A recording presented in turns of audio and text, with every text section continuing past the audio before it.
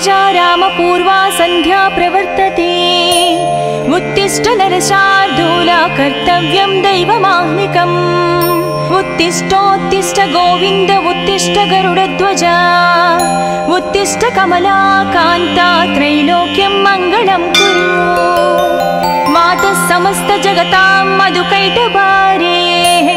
वक्षो विहारिणि मनोहर दिव्यमूर्ते श्री स्वामी निश्रित जनप्रिय दानशीले श्री वेंकटेश दयते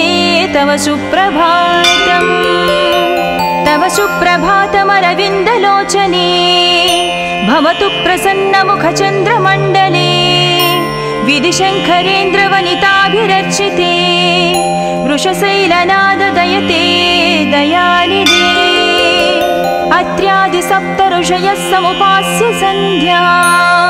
आकाश सिन्धु कमलानि मनोहराणि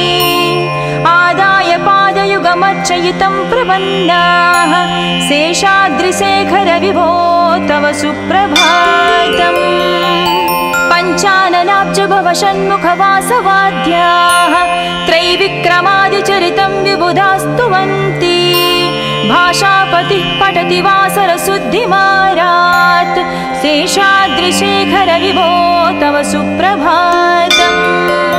ईषत् प्रफुल्ल सरसीरुह नारिकेळ पूगद्रुमादि सुमनोहर पालिकानाम्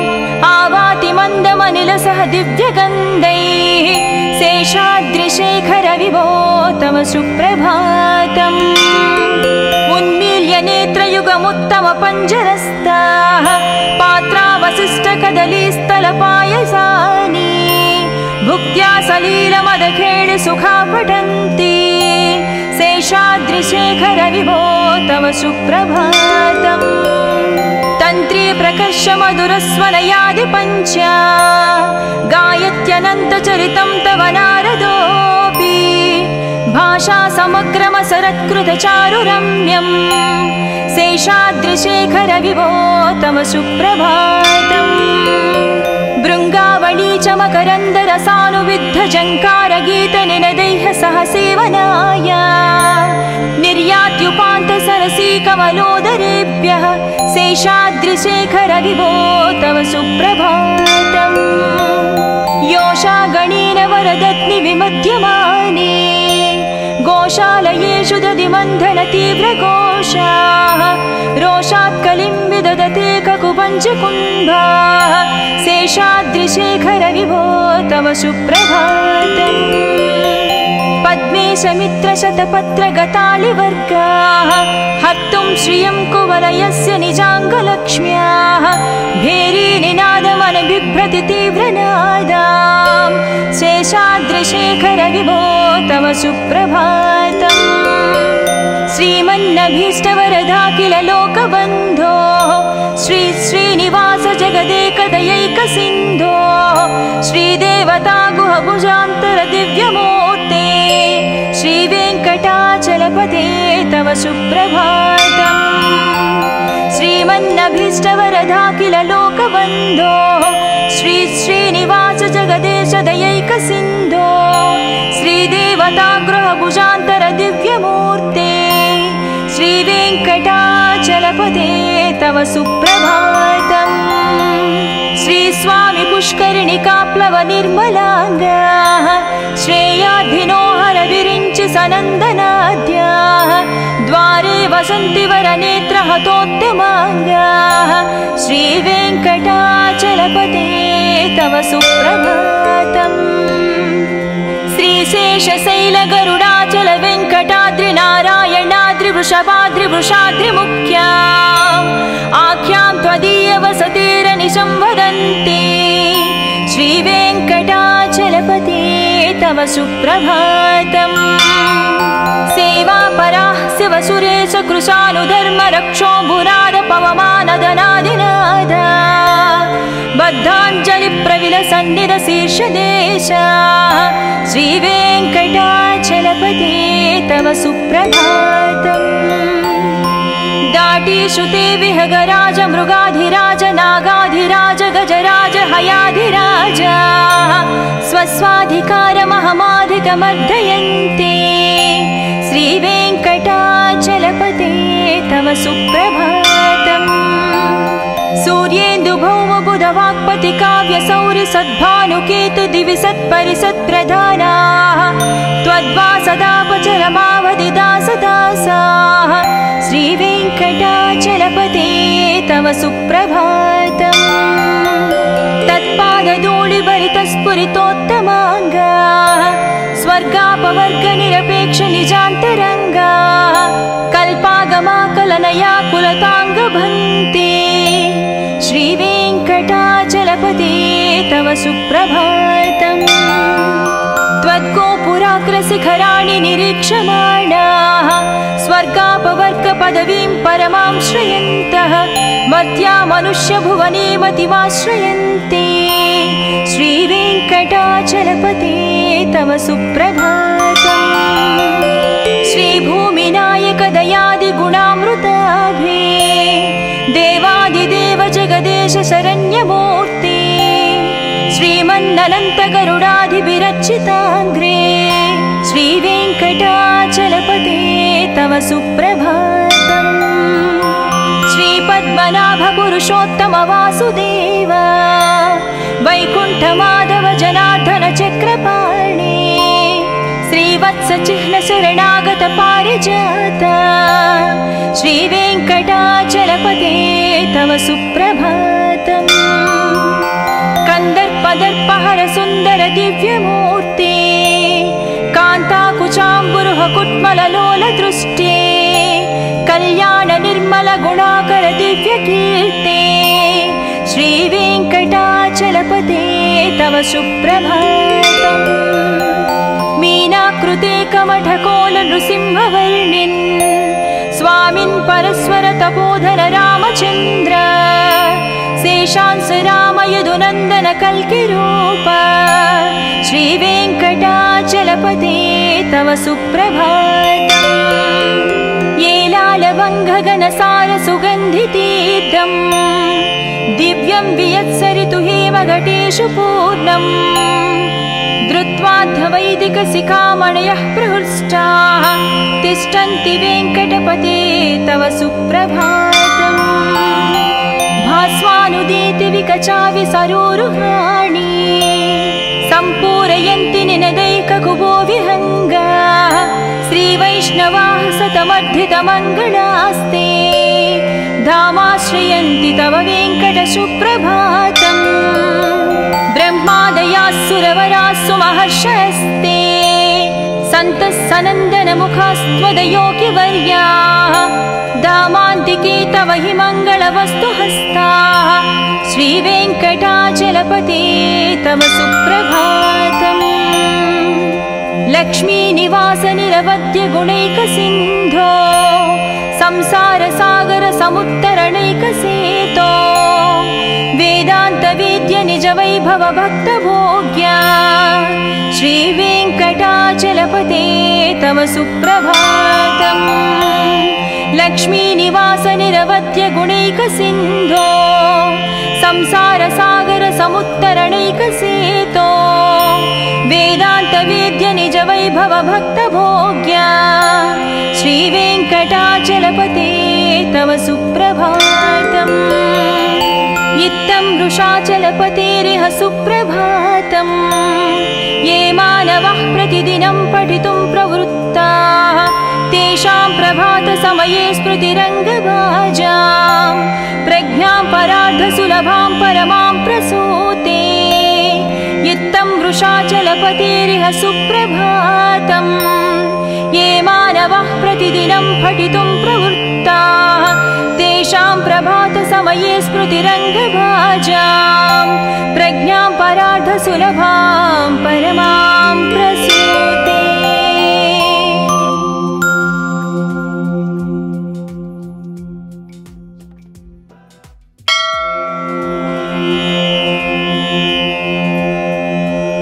कौसल्या सुप्रजा रामपूर्वा सन्ध्या प्रवर्तते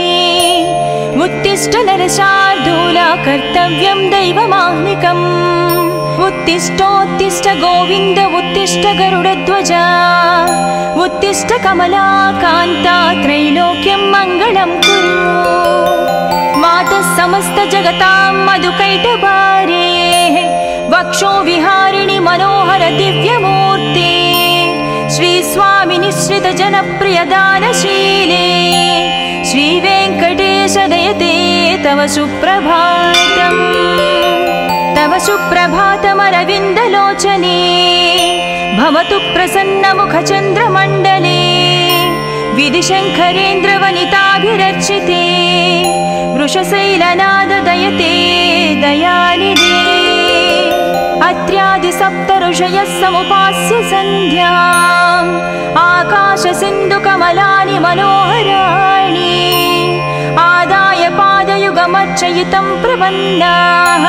शेषाद्रिशेखर विभो तव सुप्रभातम् पञ्चाननाब्ज भव षण्मुखवासवाद्याः त्रैविक्रमादिचरितं विबुधास्तुवन्ति भाषापतिः पठति वासरशुद्धिमारात् शेषाद्रिशेखर विभो तव सुप्रभातम् ईशत्प्रफुल्लसरसीरुह नारिकेळपूगद्रुमादि सुमनोहर पालिकानाम् आवाति मन्दमनिलसह दिव्यगन्धैः शेषाद्रिशेखर विभो तव सुप्रभातम् उन्मील्य नेत्रयुगमुत्तम पञ्जरस्ताः पात्रावशिष्टकदलीस्थलपायसानि भुक्त्या सलीलमदखेळ सुखा पठन्ति शेषाद्रिशेखर विभो तव सुप्रभातम्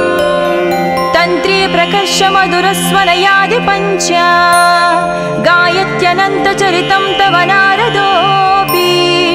भाषा समग्रमसरत्कृतचारुरम्यम् शेषाद्रिशेखर विभो तव सुप्रभातम् भृङ्गावळी च मकरन्दरसानुविद्धझङ्कारगीतनिनदैः सह सेवनाय निर्यात्युपान्तसरसी कमलोदरेभ्यः शेषाद्रिशेखर विभो तव सुप्रभातम् योषा गणेन वरदत्नि विमध्यमाने गोशालयेषु दधिमन्थन तीव्रघोषाः रोषात् कलिं विदधते ककुपञ्चकुम्भाः शेषाद्रिशेखर विभो तव सुप्रभातम् पद्मे समित्रशतपत्रगतालिवर्गाः हर्तुं श्रियं कुवलयस्य निजाङ्गलक्ष्म्याः भेरीनिनादमनबिभ्रति तीव्रनादाम् शेषाद्रिशेखर विभो तव सुप्रभातम् श्रीमन्नभीष्टवरदाखिल लोकबन्धो श्री श्रीनिवास जगदेकदयैकसिन्धो श्रीदेवता गुहभुजान्तर दिव्यमूर्ते श्रीवेङ्कटाचलपते तव सुप्रभातम् श्रीमन्नभीष्टवरदाखिल लोकबन्धो श्री श्रीनिवास जगदेश दयैकसिन्धो श्रीदेवता गृहभुजान्तर दिव्यमूर्ते श्रीवेङ्कटाचलपते तव सुप्रभातम् श्री स्वामी पुष्करिणिकाप्लव निर्मलाङ्गाः श्रेयाधिनो हर विरिञ्चि सनन्दनाद्याः द्वारे वसन्ति वरनेत्रहतोत्तमाङ्गाः श्रीवेङ्कटाचलपते तव सुप्रभातम् श्रीशेषशैलगरुडाचल वेङ्कटाद्रि नारायणाद्रि वृषभाद्रि आख्यां त्वदीय वसतिरनिशं वदन्ति श्रीवेङ्कटाचलपते तव सुप्रभातम् सेवापराः शिवसुरेश कृशानुधर्म रक्षो भुराद पवमानदनादिनाद बद्धाञ्जलिप्रविलसन्निध शीर्षदेशा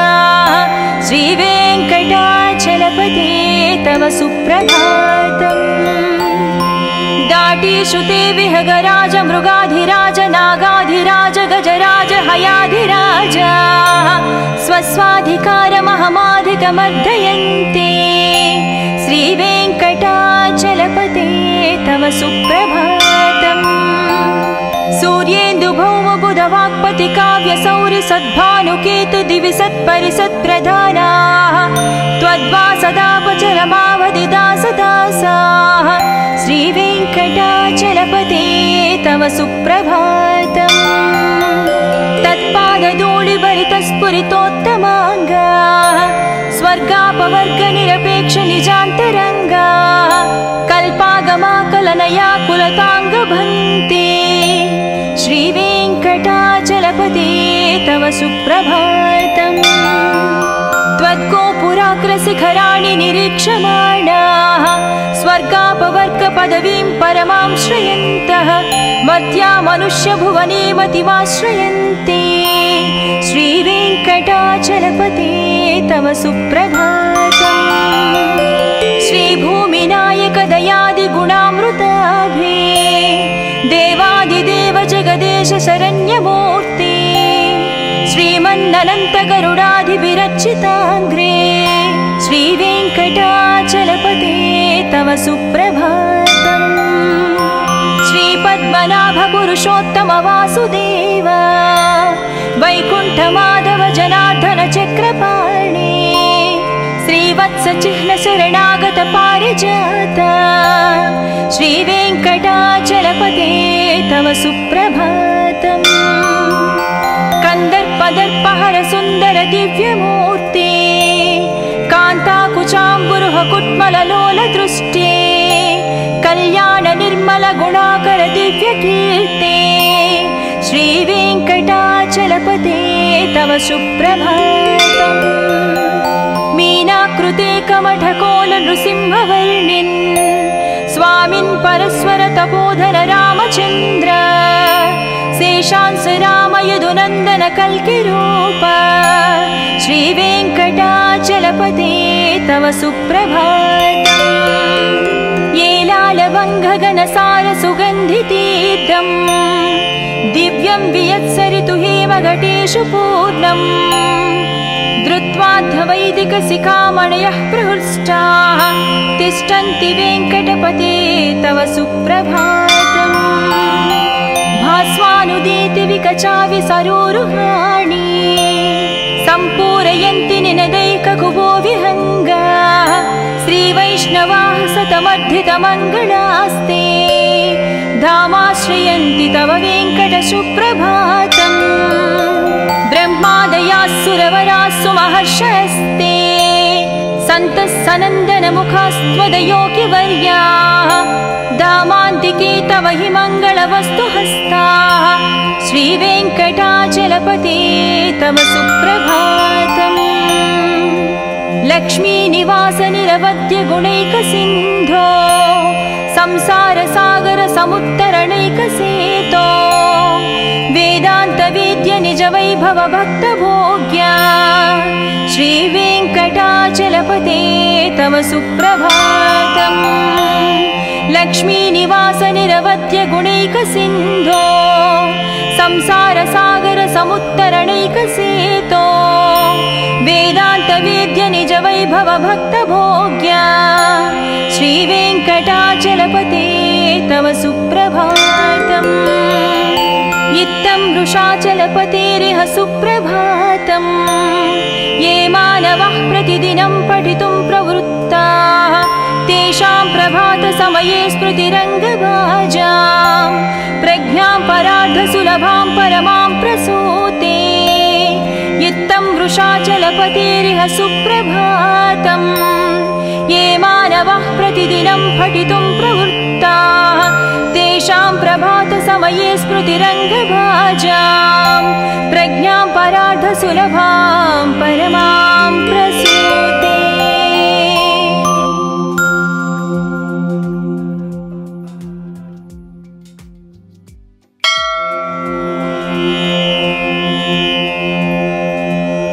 कौसल्या सुप्रजा रामपूर्वा सन्ध्या प्रवर्तते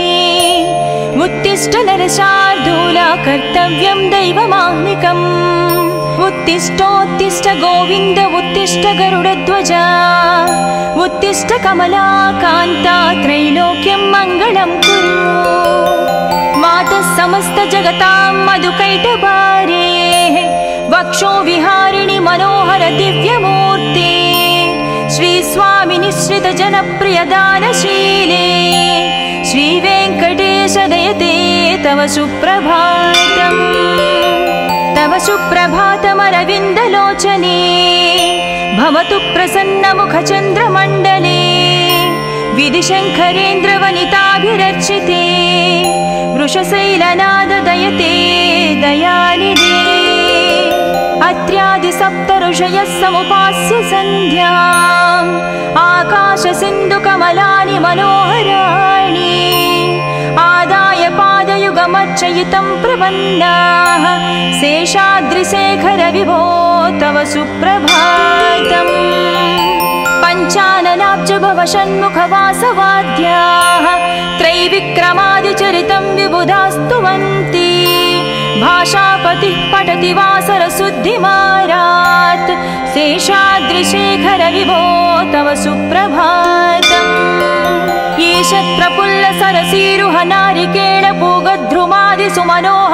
ईषत्प्रफुल्लसरसीरुहनारिकेळपूगध्रुमादिसुमनोहरपालिकानाम् आवाति मन्दमनिलसह दिव्यगन्धैः शेषाद्रिशेखरविभो तव सुप्रभातम् उन्मील्य नेत्रयुगमुत्तमपञ्जरस्ताः पात्रावशिष्टकदलीस्थलपायसानि भुक्त्या सलीलमदखेळिसुखा पठन्ति शेषाद्रिशेखरविभो तव सुप्रभातम् तन्त्री प्रकर्षमधुरस्वनयादिपञ्चा गायत्यनन्तचरितं तव नारदोऽपि भाषा समग्रमसरत्कृतचारुरम्यम् शेषाद्रिशेखरविभो तव सुप्रभातम् भृङ्गावळी च मकरन्दरसानुविद्धझङ्कारगीतनिनदैः सह सेवनाय निर्यात्युपान्तसरसीकमलोदरेभ्यः शेषाद्रिशेखरविभो तव सुप्रभातम् योषागणेन वरदत्नि विमध्यमाने गोशालयेषु दधिमन्थनतीव्रघोषाः रोषात् कलिं विदधते ककुपञ्चकुम्भाः शेषाद्रिशेखरविभो तव सुप्रभातम् पद्मेशमित्रशतपत्रगतालिवर्गाः हर्तुं श्रियं कुवलयस्य निजाङ्गलक्ष्म्याः भेरीनिनादमनबिभ्रति तीव्रनादाम् शेषाद्रिशेखरविभो तव सुप्रभातम् श्रीमन्नभीष्टवरदा लोकबन्धो श्री श्रीनिवास जगदेकदयैकसिन्धो श्रीदेवता गुहभुजान्तर दिव्यमूर्ते श्रीवेङ्कटाचलपते तव सुप्रभातम् श्रीमन्नभीष्टवरदा लोकबन्धो श्री श्रीनिवास जगदेश दयैकसिन्धो श्रीदेवता गृहभुजान्तर दिव्यमूर्ते श्रीवेङ्कटाचलपते तव सुप्रभातम् श्रीस्वामि पुष्करिणिकाप्लवनिर्मलाङ्गाः श्रेयाधिनो हरविरिञ्चि सनन्दनाद्याः द्वारे वसन्ति वरनेत्रहतोत्तमाङ्गाः श्रीवेङ्कटाचलपते तव सुप्रभातम् श्रीशेषशैलगरुडाचल वेङ्कटाद्रिनारायणाद्रिवृषभाद्रिवृषाद्रिमुख्या आख्यां त्वदीयवसतिरनिशं वदन्ति श्रीवेङ्कटाचलपते तव सुप्रभातम् सेवापराः शिवसुरेश कृशानुधर्मरक्षो भुराद पवमानदनादिनाद बद्धाञ्जलिप्रविलसन्निधशीर्षदेशा श्रीवेङ्कटाचलपते तव सुप्रभातम् दाटीश्रुते विहगराज मृगाधिराज नागाधिराज गजराज हयाधिराज स्वस्वाधिकारमहमाधिकमर्दयन्ते श्रीवेङ्कटाचलपते तव सुप्रभातम् सूर्येन्दुभौमबुधवाक्पति काव्यसौरि सद्भानुकेतु दिवि सत्परिसत्प्रधानाः त्वद्वासदापचरमावधिदासदासाः श्रीवेङ्कटाचलपते तव सुप्रभातम् तत्पादधूलिभरितस्फुरितोत्तमाङ्गाः स्वर्गापवर्गनिरपेक्षनिजान्तरङ्गाः कल्पागमाकलनया कुलताङ्गभन्ते श्रीवेङ्कटा सुप्रभातम् त्वद्गोपुराग्रशिखराणि निरीक्षमाणाः स्वर्गापवर्गपदवीं परमां श्रयन्तः मर्त्या मनुष्यभुवने मतिमाश्रयन्ते श्रीवेङ्कटाचलपते तव सुप्रभातम् श्रीभूमिनायक दयादिगुणामृताभे देवादिदेव जगदेश शरण्यमूर्ते श्रीमन्ननन्तगरुडाधिविरचिताङ्ग्रे श्रीवेङ्कटाचलपते तव सुप्रभातम् श्रीपद्मनाभ पुरुषोत्तम वासुदेव वैकुण्ठमाधव जनार्दन चक्रपाणे श्रीवत्सचिह्न शरणागत पारिजात श्रीवेङ्कटाचलपते तव सुप्रभातम् कन्दर्पदर्पहर सुन्दर दिव्यमूर्ते कान्ताकुचाम्बुरुह कुट्मललोल दृष्टे कल्याण निर्मल गुणाकर दिव्यकीर्ते श्रीवेङ्कटाचलपते तव सुप्रभातम् मीनाकृते कमठकोल नृसिंहवर्णिन् स्वामिन् परस्वर तपोधन रामचन्द्र शेषांस राम यदुनन्दन कल्किरूप श्रीवेङ्कटाचलपते तव सुप्रभातम् येलालवङ्घगणसार सुगन्धितीर्थम् दिव्यं वियत्सरितु हेमघटेषु पूर्णम् धृत्वाध्वैदिकशिखामणयः प्रहृष्टाः तिष्ठन्ति वेङ्कटपते तव सुप्रभातम् भास्वानुदीति विकचाविसरोरुहाणि सम्पूरयन्ति निनदैककुबो विहङ्गाः श्रीवैष्णवाः सतमर्धितमङ्गलास्ते धामाश्रयन्ति तव वेङ्कटसुप्रभातम् ब्रह्मादयाः सुरवरास्सु महर्षयस्ते सन्तः सनन्दनमुखास्त्वदयोगिवर्याः धामान्तिके तव हि मङ्गलवस्तुहस्ताः श्रीवेङ्कटाचलपते तव सुप्रभातम् लक्ष्मीनिवास निरवध्य गुणैकसिन्धो संसारसागर समुत्तरणैकसेतो वेदान्तवेद्य निज वैभव भक्तभोग्या श्रीवेङ्कटाचलपते तव सुप्रभातम् लक्ष्मीनिवास निरवध्य गुणैकसिन्धो संसारसागर समुत्तरणैकसेतो वेदान्तवेद्य निज वैभव भक्तभोग्या श्रीवेङ्कटाचलपते तव सुप्रभातम् इत्थं वृषाचलपतेरिह सुप्रभातम् ये मानवः प्रतिदिनं पठितुं प्रवृत्ताः तेषां प्रभातसमये स्मृतिरङ्गभाजां प्रज्ञां परार्धसुलभां परमां प्रसूते इत्थं वृषाचलपतेरिह सुप्रभातम् ये मानवः प्रतिदिनं पठितुं प्रवृत्ताः तेषां प्रभातसमये स्मृतिरङ्गभाजां प्रज्ञां परार्धसुलभां परमां प्रसूते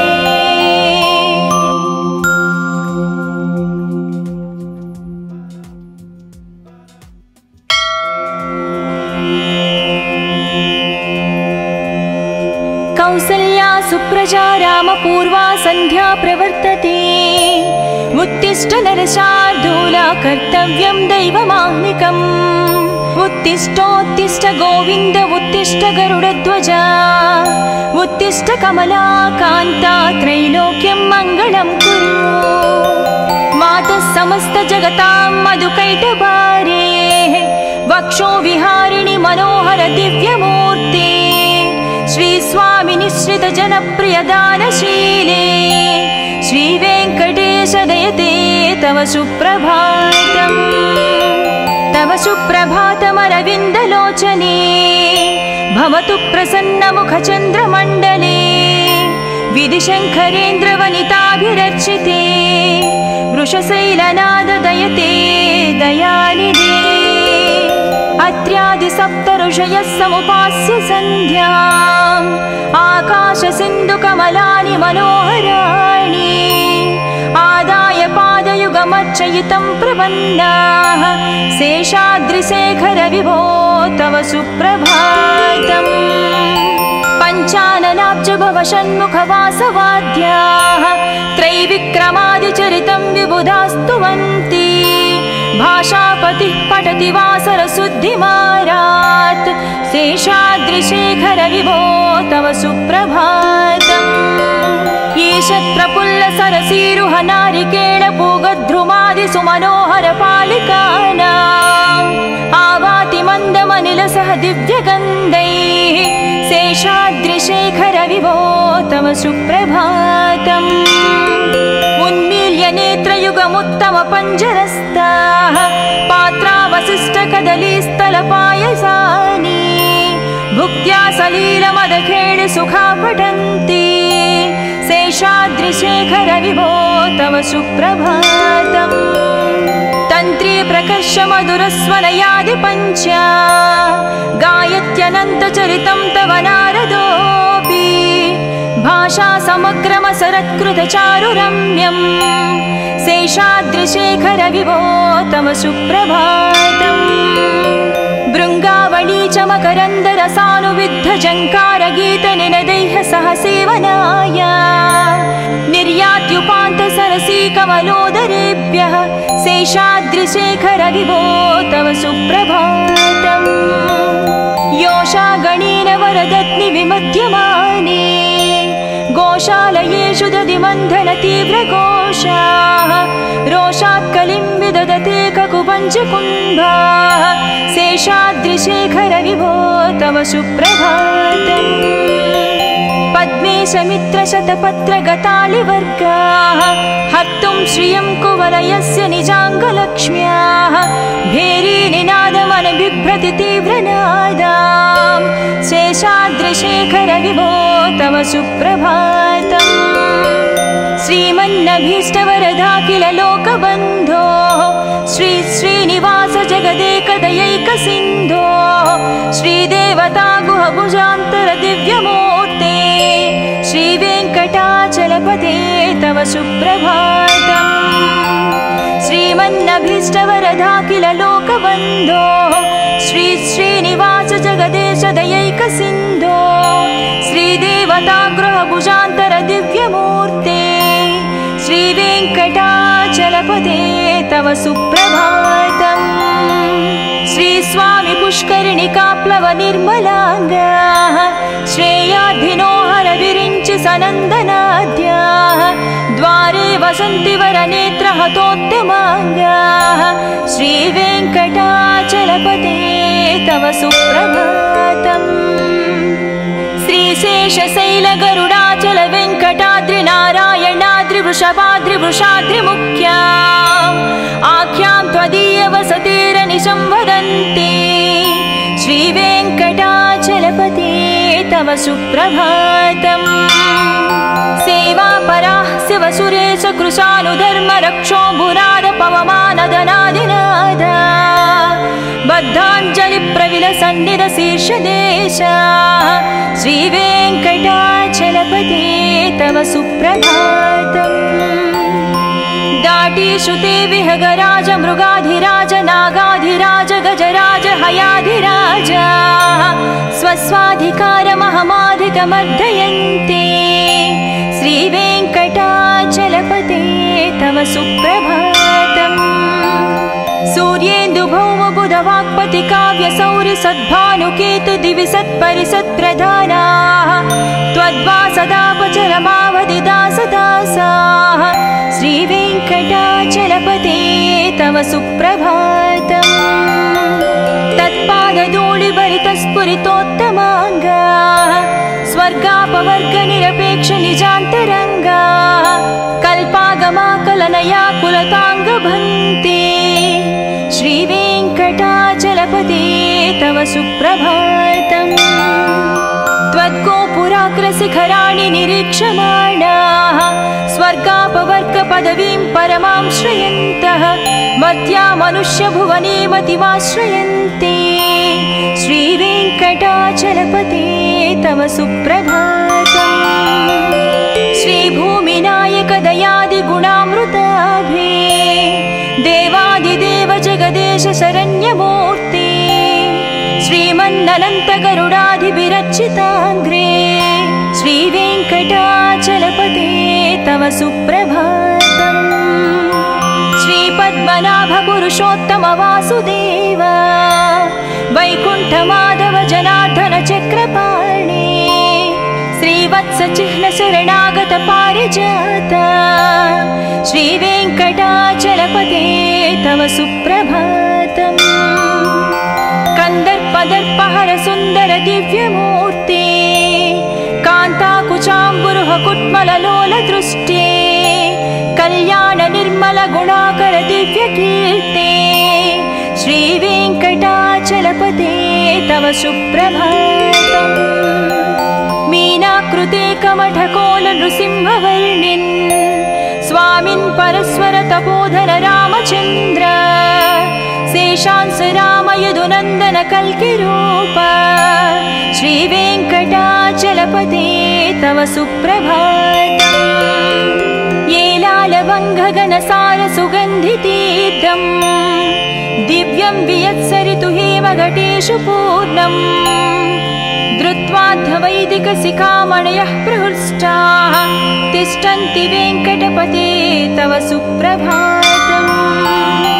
भास्वानुदीति विकचाविसरोरुहाणि सम्पूरयन्ति निनदैककुबो विहङ्गा श्रीवैष्णवाः सतमर्धितमङ्गलास्ते धामाश्रयन्ति तव वेङ्कटसुप्रभातम् ब्रह्मादयाः सुरवराः सुमहर्षयस्ते सन्तः सनन्दनमुखास्त्वदयोगिवर्याः धामान्तिके तव हि मङ्गलवस्तुहस्ताः श्रीवेङ्कटाचलपते तव सुप्रभातम् लक्ष्मीनिवास निरवध्य गुणैकसिन्धो संसारसागर समुत्तरणैकसेतो वेदान्तवेद्य निज वैभव भक्तभोग्या श्रीवेङ्कटाचलपते तव सुप्रभातम् लक्ष्मीनिवास निरवध्य गुणैकसिन्धो संसारसागर समुत्तरणैकसेतो वेदान्तवेद्य निज वैभव भक्तभोग्या श्रीवेङ्कटाचलपते तव सुप्रभातम् इत्थं वृषाचलपतेरिह सुप्रभातम् ये मानवः प्रतिदिनं पठितुं प्रवृत्ताः तेषां प्रभातसमये स्मृतिरङ्गभाजां प्रज्ञां परार्धसुलभां परमां प्रसूते इत्थं वृषाचलपतेरिह सुप्रभातम् ये मानवः प्रतिदिनं पठितुं प्रवृत्ताः तेषां प्रभातसमये स्मृतिरङ्गभाजां प्रज्ञां परार्धसुलभां परमां प्रसूते।